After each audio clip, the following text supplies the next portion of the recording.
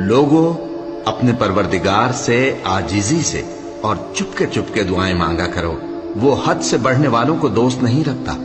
और मुल्क में इस्लाह के बाद खराबी न करना, और अल्लाह से खौफ रखते हुए और उम्मीद रखकर दुआएं मांगते रहना।